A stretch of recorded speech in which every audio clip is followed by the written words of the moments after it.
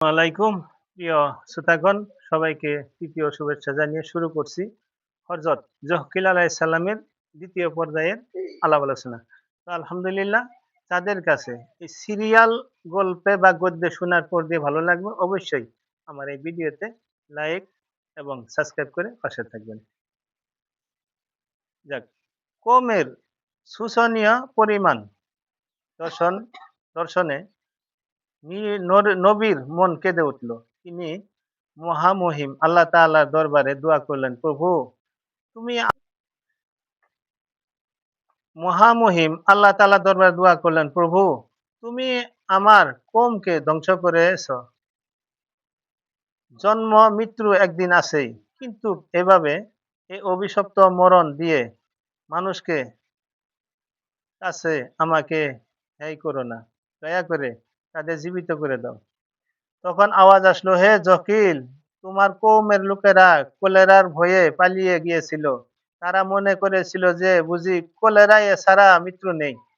আসলে রোগ ব্যাধি উপলক্ষ মাত্র, এজন্য আমি তাদের এই রোগ ব্যাধি বিহীন মৃত্যু দিয়ে মানুষকে শিক্ষা দিলাম যে জন্ম মৃত্যু আমার নিয়মিত বিধান মাত্র।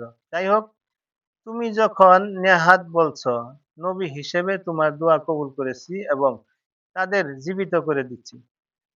যেমন আল্লাহ তাআলা কুরআন শরীফে ফরমাইয়াছেন, তুমি ওসব লোকদের দেখনি যারা হাজারে হাজারে দেশ ছেড়ে বেরিয়ে পড়েছিল মৃত্যুর ভয়ে। তখন আল্লাহ তাআলা তাদের উদ্দেশ্যে বললেন, মরে যাও, তারপর আমি তাদের আবার জিন্দা করে দিলাম।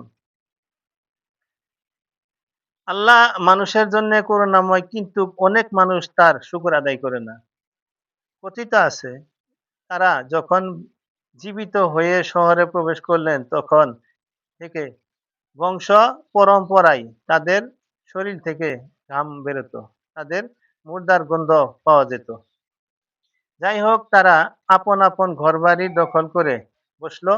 তারপর অন্যান্যদের মতো কখনো জকির আলাইহিস সালামের অনুসরণ করলো, আবার কখনো বিরোধিতা করলো। শেষে ক্রমশ মুসা আলাইহিস সালামের দিনে ইসলাম ছেড়ে মূর্তি পুজো শুরু করেছিল। তখন জকির আলাইহিস সালাম থেকে হিজরত তখন তখন হযরত ইলিয়াস আলাইহিস সালামের অসন্তুষ্ট হয়ে তার জন্য বদদোয়া করলেন। তাতে ৩ বছর পর্যন্ত রাজ্যে দুর্ভিক্ষ দেখা দিল। ৩ বছর বৃষ্টি হলো না। গাছপালা, শস্য ও পশু পাখি মরে গেল। লোকে বলতে লাগলো যে এসব ইলিয়াস বেটারই কাজ। কাজেই তাকে যেখানে পাও খতম করে দাও। এ কথা শুনে হযরত ইলিয়াস আলাইহিস সালাম এক বুড়ির ঘরে আশ্রয় নিলেন। বুড়ি ছিল তার অনুসরণী। তার এক ছেলে ছিল এবং তার নাম ছিল ঈসা।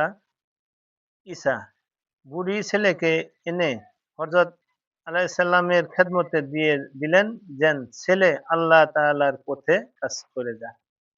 হযরত ইলিয়াস আলাইহিস সালাম তাকে নিয়ে গায়ে গায়ে ও নগরে নগরে দ্বীনের প্রচার করতে ফিরতে লাগলো। ৩ বছর পর আবার তিনি সেই বাদশাহের কাছে এসে বললেন, শুনুন বাদশাহ, তুমি কি ছিলে এখন এবং এখন কি হয়ে গেছো, একটু চিন্তা করে দেখ। এই যে ৩ বছর ধরে তোমার রাজ্য উচ্ছন্ন হবার জোগাড় হয়েছে, সে শুধু তোমার এই দোষে রয়েছে। তোমরা যাকে পুজো করছো তাকে পানি দিতে বলো দেখি, তাকে বলো সে যেন তোমাদের দুর্ভিক্ষের অবসান করে দেয়। যদি সে তাতে সক্ষম হয়, তবে প্রকৃত প্রভু ও আসমান জমিনের মালিক আল্লাহ তাআলার উপর ঈমান আনতে তোমাদের আপত্তি কি?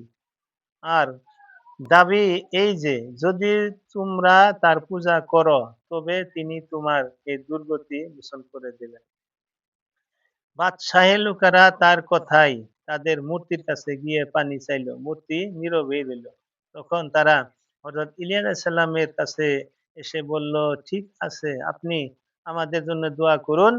আমরা সবাই আমরা বালাই থেকে নাজাত পাবার পর আপনার উপর ঈমান আনবো। তখন হযরত ইলিয়াস আলাইহিস সালাম আল্লাহ তাআলার দরবারে দোয়া করলেন। সে রাত্রে বৃষ্টি এলো এবং তখন থেকে শস্যাদি জন্মে দুর্ভিক্ষের অবসান হলো। কিন্তু তারা হযরত সুলাইমান সাল্লামের উপর ঈমান না এনে বরং বলতে লাগলো যে, সেই যে তারা মূর্তিকে অনুরোধ করেছিল তাতেই আসলে বৃষ্টি এসে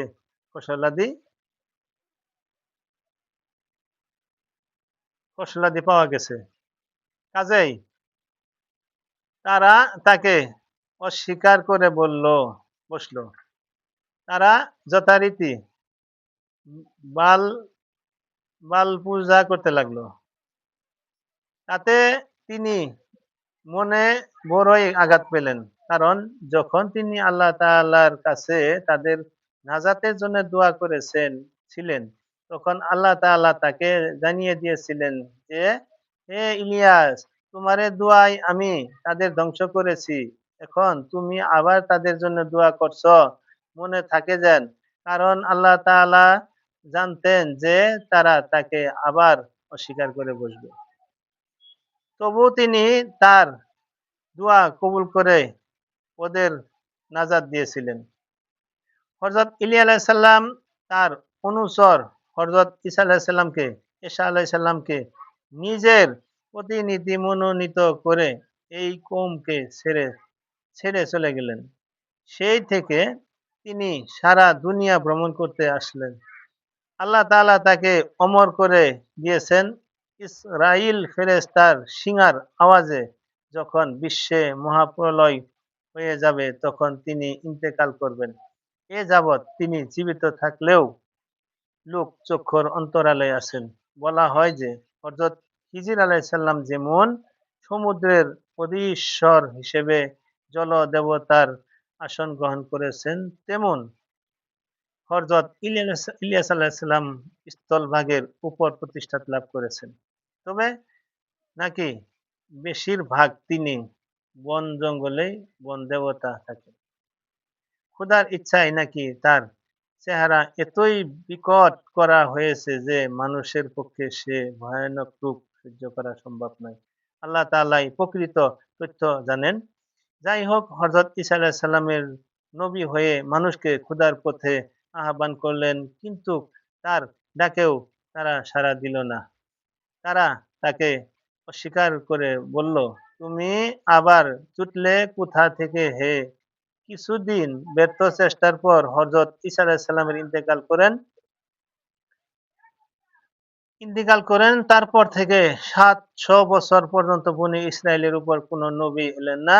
শুধু যে কয়েকজন আলেম ফাজেল হযরত মূসা আলাইহিস সালামের ধর্ম আঁকড়িয়ে ছিলেন, তারা নীরবে রসূল হিসেবে নিজ নিজ ক্ষমতা অনুযায়ী মানুষের সত্য পথের সন্ধান দিয়ে যেতেন।